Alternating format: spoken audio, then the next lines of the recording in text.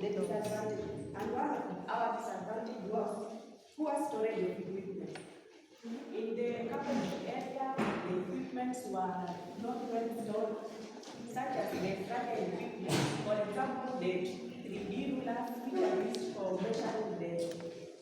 measurement before doing the final product.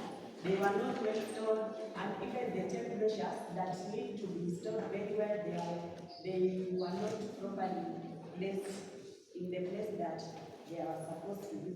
So the equipment were scattered all over, including even the fragile ones. And that was one of our first disadvantages.